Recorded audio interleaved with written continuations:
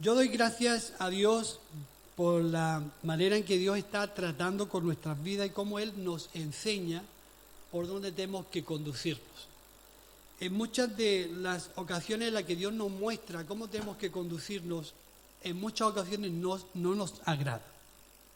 Pero es el propósito de Dios haciéndose y realizándose para hacer lo que Él quiere hacer, del cual se va a servir de toda nuestra intervención y participación. Dios no va a hacer nada sin ti ni sin mí. Va a querer contar contigo y conmigo. Me da gracia porque el viaje que hicimos a Madrid para mí fue un buen tiempo.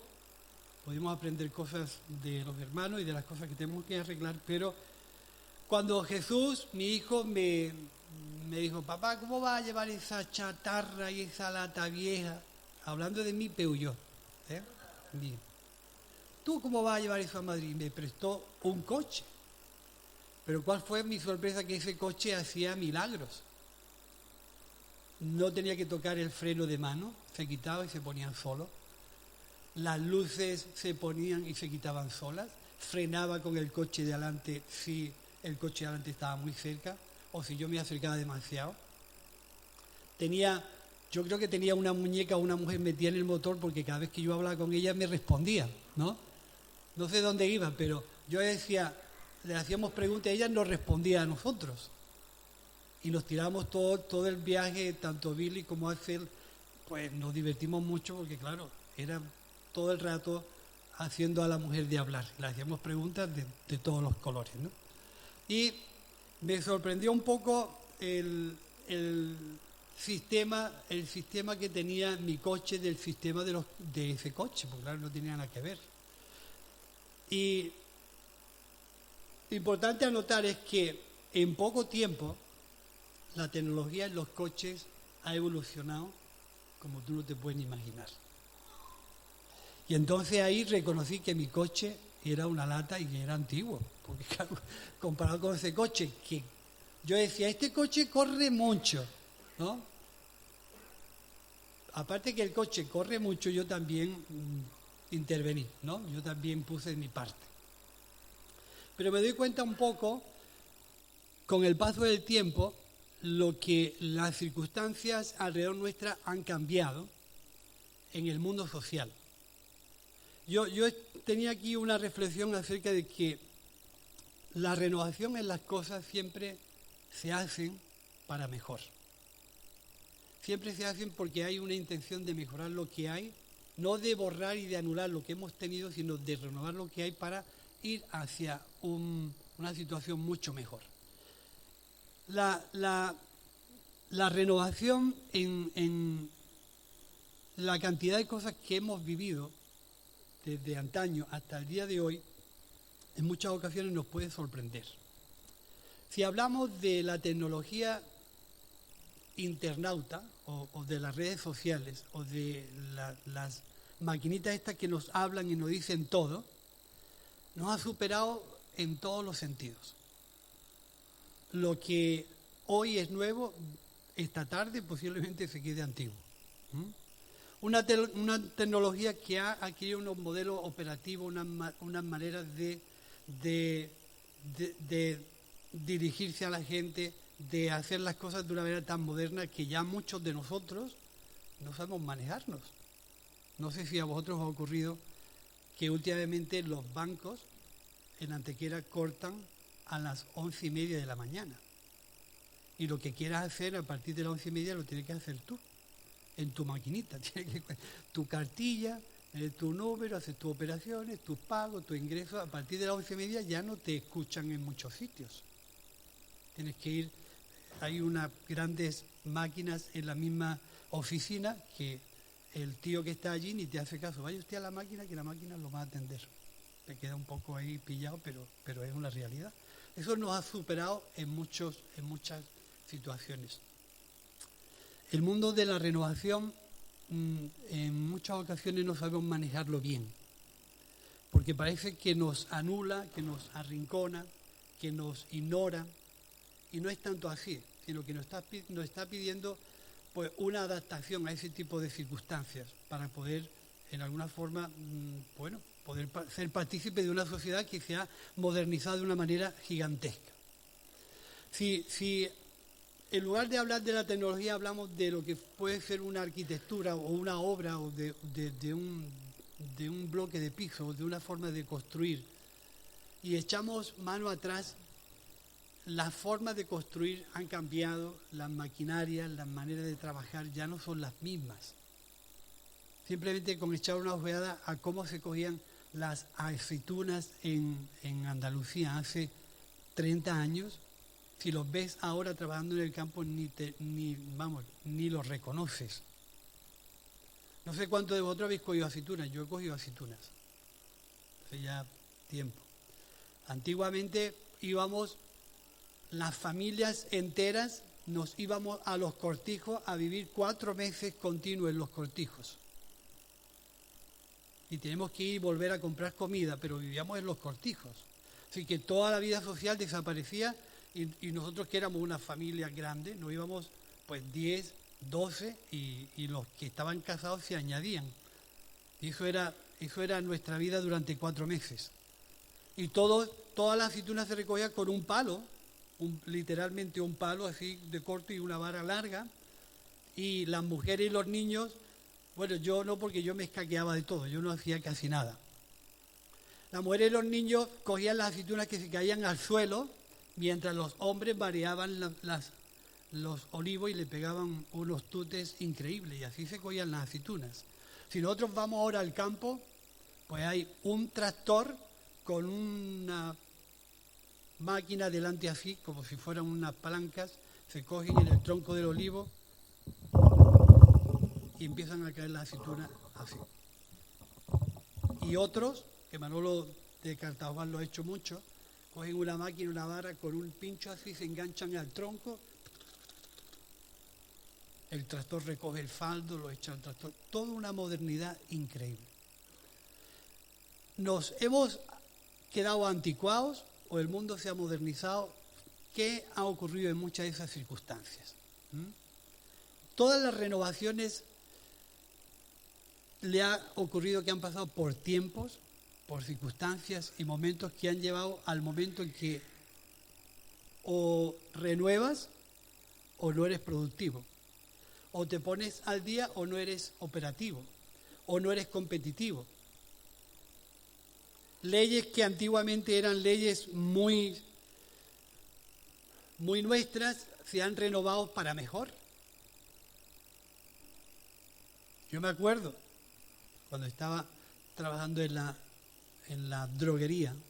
Yo trabajé en una droguería, no en una tienda que hacía drogas, sino una tienda que hacía pinturas, una droguería. No probábamos las drogas ni nada, hacíamos pinturas. Y cuando venían los representantes a cobrarle al jefe, había un impuesto que hoy en día ya no se paga. El ITE, creo que era, IT, Impuesto de Tráfico y Empresas. Si nosotros fuéramos a pagar ahora a Hacienda y dijéramos, vengo a pagar el ITE, los nuevos cocos que hay allí con su ordenador, no van a tener ni idea de lo que tú quieres hacer. Pero si en lugar de pagar el ITE, tú dices, voy a pagar el IVA, el impuesto del valor añadido, te van a entender mejor. Eso ha sido una renovación en el cambio de muchas circunstancias.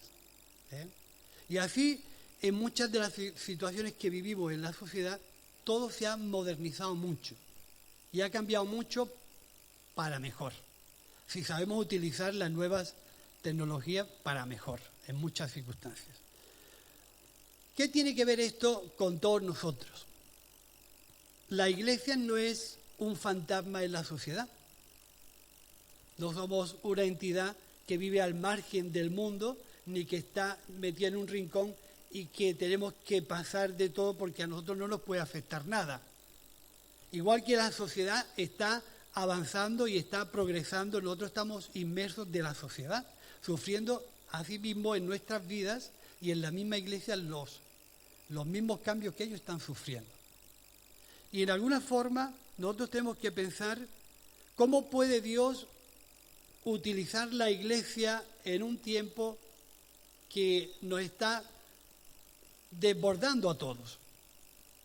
¿Cómo podemos ser la luz y la sal de Dios en una tierra tan moderna o tan supermoderna o tan extra supermoderna? ¿Cómo puede ser la Iglesia útil aquí? Pues si la sociedad tiene la capacidad de adaptarse y de cambiar y de amoldarse o de contextualizar con todo lo que está sucediendo, ¿cómo que la Iglesia de Dios tiene o tenemos problemas de renovarnos en aquellas cosas que el Espíritu de Dios nos está demandando para entender lo que está sucediendo alrededor nuestro? ¿Cómo es que tenemos esa problemática en nuestro interior? Y quiero citar un versículo. Romanos 12, 1, 2 y 3. Dice lo siguiente. Lo leo en esta Biblia que es diferente.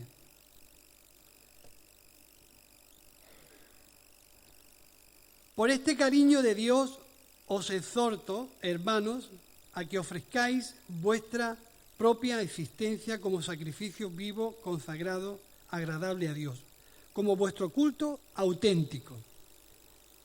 Y no os amoldéis al mundo, sino idos transformando con la nueva mentalidad, para ser vosotros capaces de distinguir lo que es la voluntad de Dios, lo bueno, lo conveniente y lo acabado, o lo perfecto.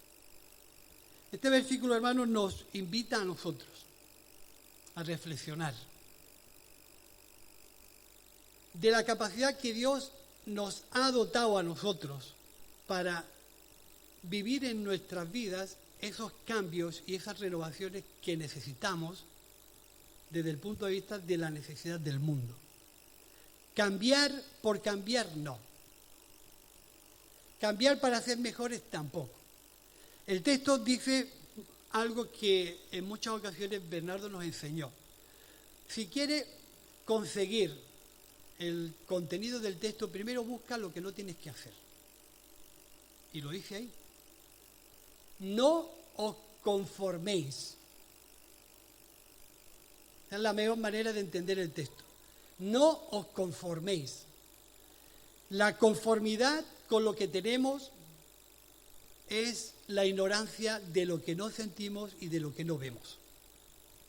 La conformidad nos va a hacer apáticos, nos va a hacer estáticos y nos va a hacer paralíticos para lo que Dios quiere hacer con tu vida, con mi vida y con la Iglesia. No querer cambiar nos está invitando a ser gente donde no va a ocurrir nunca nada. Vas a ver de pasar los años y vamos a terminar con los mismos años y con las mismas formas y con las mismas intenciones. Pero la idea de Dios es que lo primero que tenemos que hacer es no conformarnos. En un mundo que está cambiando alrededor nuestra de una manera tan intensa y tan rápida, la Iglesia del Señor no se puede conformar. Hay que acudir a Dios continuamente en oración y en búsqueda de Dios. ¿Qué intención tiene Dios en que yo sea parte de esa renovación o parte de ese cambio? ¿Y qué me pide Dios a mí? Y en alguna forma, cuando Pablo escribe esto, está diciéndole a los romanos que el mundo tiene unas formas y unas maneras que no debemos de copiarlas ni de adaptarnos al mundo. No os conforméis al mundo ni a su forma, o no os hagáis a la forma del mundo, porque yo tengo un formato diseñado por mí, que es capaz de cambiar el mundo, que es capaz de restaurar vida, que es capaz de renovar vida. Yo tengo ese formato. Y os voy a decir lo que tenéis que hacer. En lugar de conformaros, más bien, transformarse. ¿Y cómo me transformo? Pues la Biblia te pide a ti y me pide a mí que pongas tu voluntad al servicio de lo que Dios te pide y que tus pensamientos comiencen a cambiar, y porque tus pensamientos cambian, tu vida va a ser transformada. Si tus pensamientos no cambian, nuestra vida no va a ser transformada. Vamos a ser más viejos con otros pensamientos, pero no va a ser transformada. Fijaros lo interesante de este texto, que es cortito pero muy intenso. En lugar de conformarse, tenéis que buscar la transformación por medio de la renovación de vuestro entendimiento. Quiere decir, tenemos que entender a Dios de una forma distinta. Diseñar a Dios conforme a mis argumentos es quedarnos anclados. Porque el ser humano no tiene la capacidad ni quiere enfrentarse a una serie de cambios, de renovaciones, de compromisos y de sacrificios, que eso no va con nosotros. Nosotros buscamos la conformidad. Buscamos no cambiar, porque el cambio va a renovar todo lo que nosotros somos. Pero fijaros lo interesante. ¿Por qué no nos tenemos que conformar y por qué tenemos que transformarnos?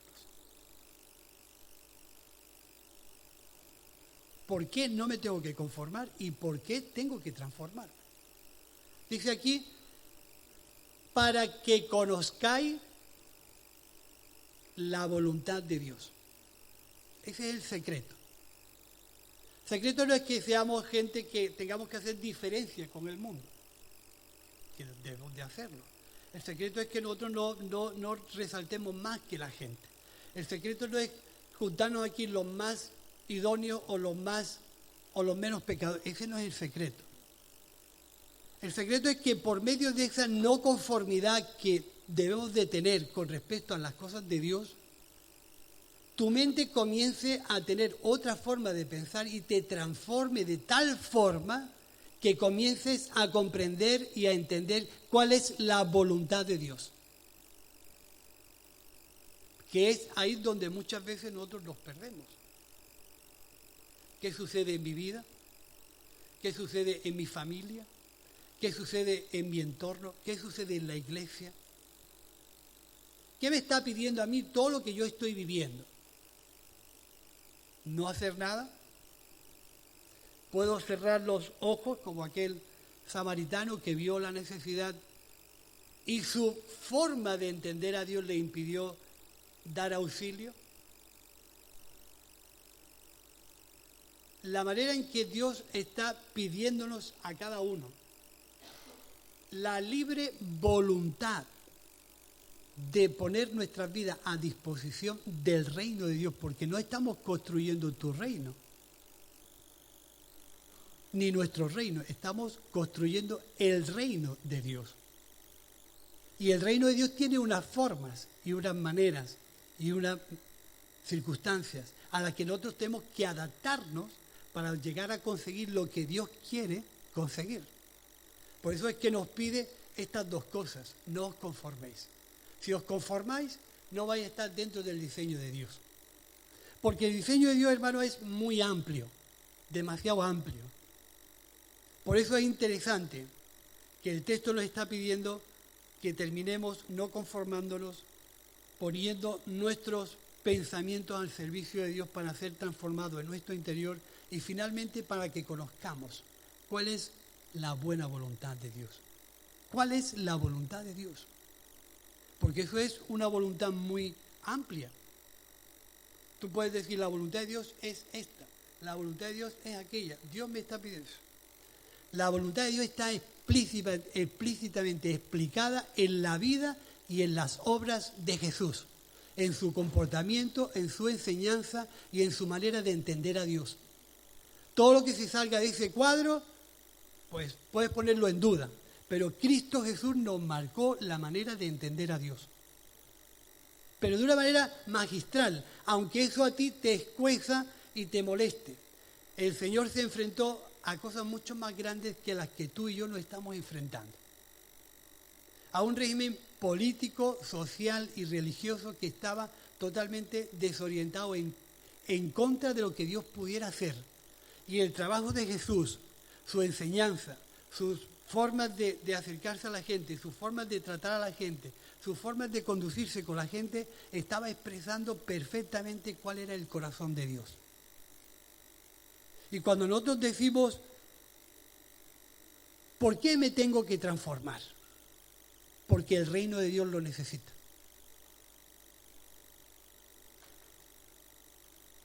¿Por qué tengo que cambiar? Porque el reino de Dios lo necesita. ¿Por qué tengo que hacer esto? Porque tu mentalidad no ayuda a que el reino de Dios se extienda.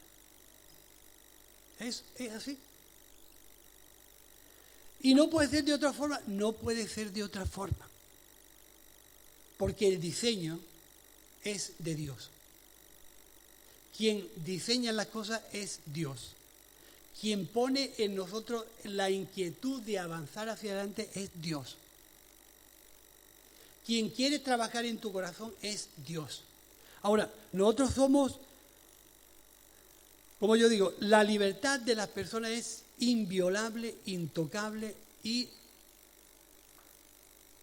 prohibitiva para cualquiera que quiera pisarla, incluso para Dios.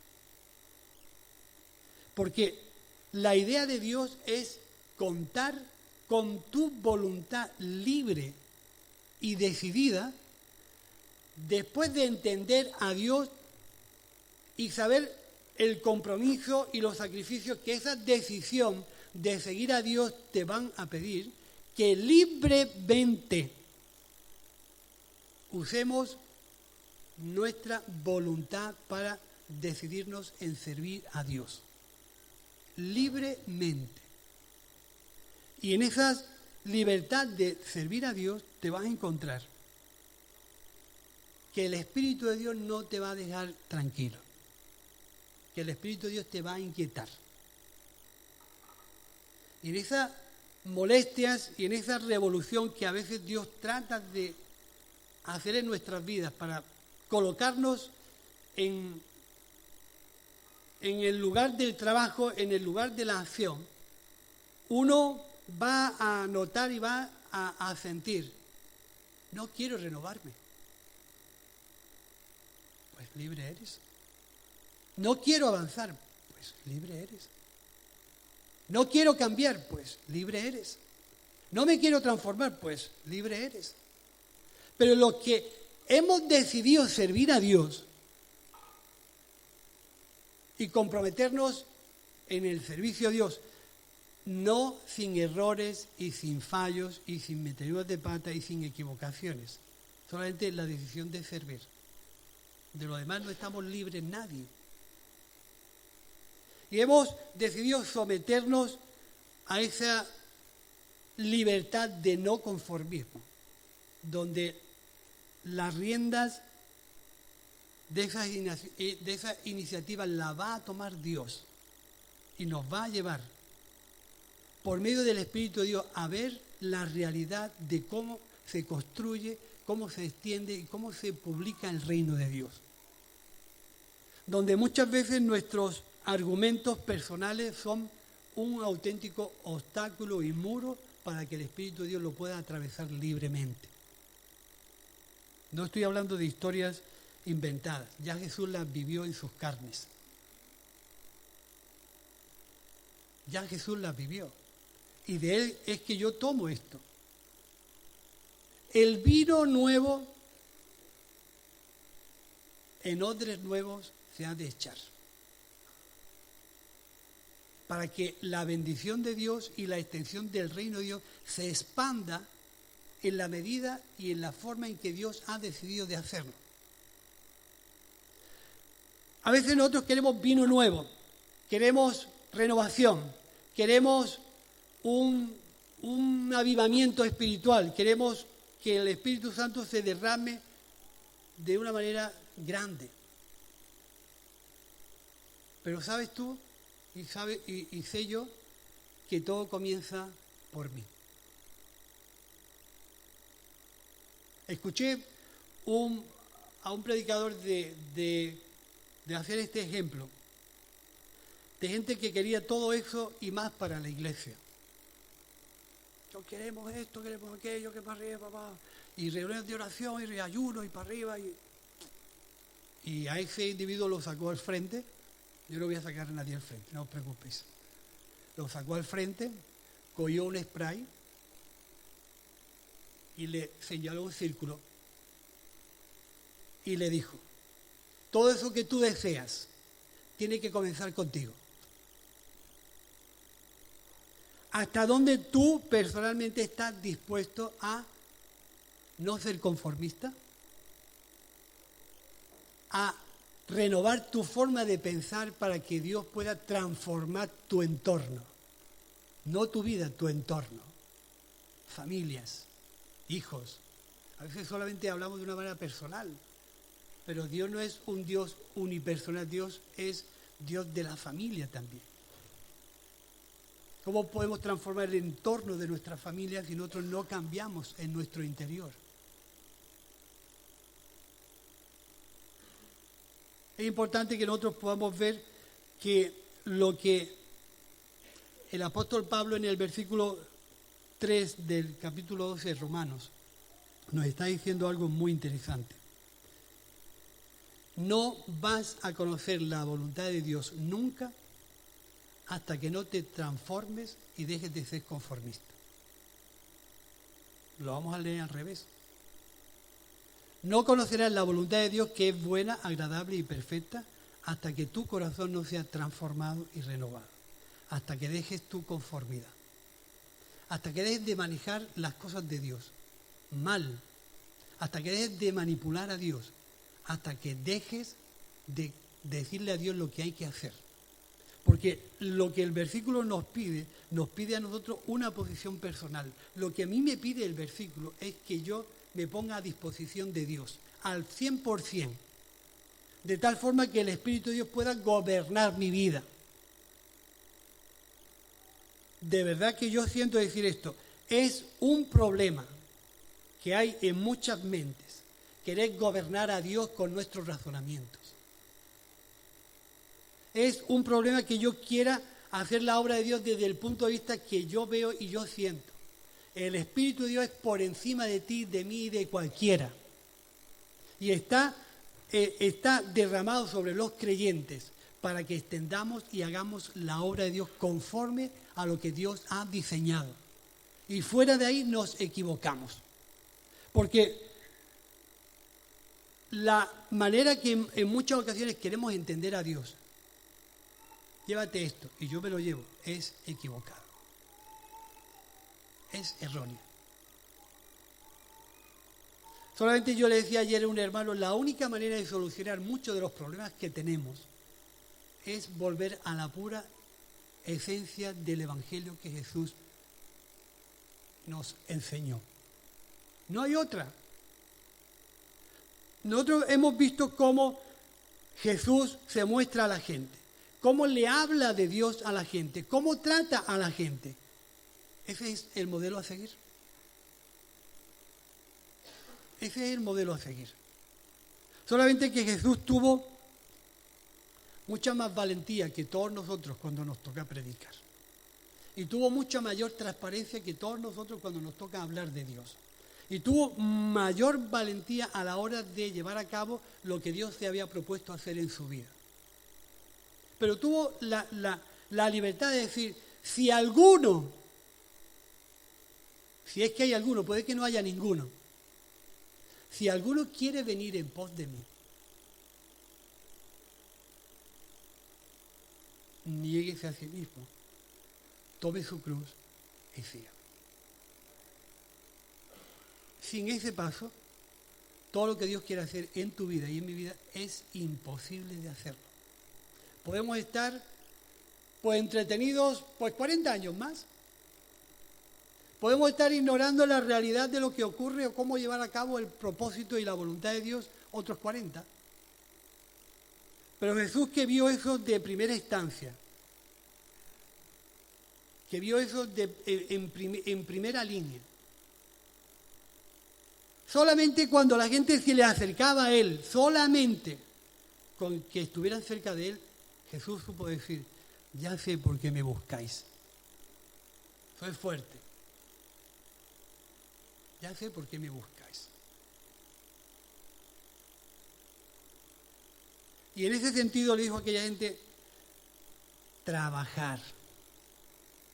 Otro de los secretos, trabajar. El reino de Dios se conquista trabajando, pero no por la comida que perece, sino por la comida que a vida eterna permanece.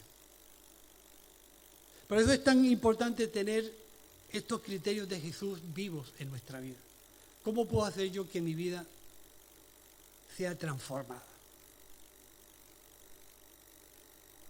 ¿Cómo puedo yo, en mitad de un mundo tan moderno, contextualizar con un mundo y hacer la obra de Dios sin sentirme paralítico, paralizado, inútil y utilizado por Dios? ¿He dado todo lo que yo tenía que dar para el reino de Dios o todavía hay un margen de posibilidad en que yo pueda servir a Dios? ¿He aprendido todo de Dios o todavía tiene Dios cosas interesantes que mostrarme y revelarme? ¿El trabajo que hay de aquí en adelante es para otras generaciones o es para otras generaciones y yo? Que lo hagan otros. ¿Y tú dónde te sitúas? Es decir, a veces nosotros no llegamos a entender que tu vida, como en el mundo del fútbol, era raro que yo no pusiera un ejemplo de fútbol. En tu vida no termina tu servicio a Dios hasta que estás con el Señor. Pues los partidos no terminan hasta que el árbitro pita el final del partido. Así que mientras tengas tiempo, años, vida, vigor y voluntad de poner al servicio de Dios todo lo que tú ya sabes, entiendes, comprendes y lo tienes claro. Solamente tu gran rival, tu gran gigante, eres tú mismo. Ni soy yo, ni es el vecino, ni es tu mujer, eres tú mismo. Ese es tu gigante. Y tú tienes que luchar contra ti mismo y poner a disposición de Dios todas las inquietudes y en alguna manera, el trabajo que tú sabes que Dios está haciendo contigo. ¿Al servicio de quién lo vas a poner? ¿Al servicio de quién? Porque en este tiempo hay mucha gente en necesidad, mucha gente. Y recuerdo, para terminar, una canción que a mí, no por la canción, que es muy conocida, de Marco Witt, enciende una luz y déjala brillar. Y en mitad de la canción, este hombre hace una argumentación. No sé si lo sabéis o os acordáis. Dice, mientras los hermanos en las iglesias pelean, debaten, se dividen y se llevan mal unos con otros, miles y miles de personas se van al infierno sin Cristo. Eso dice el argumento en mitad de la canción. Y a mí aquello me hizo reflexionar. Y me animó. Ya sé lo que no tengo que hacer.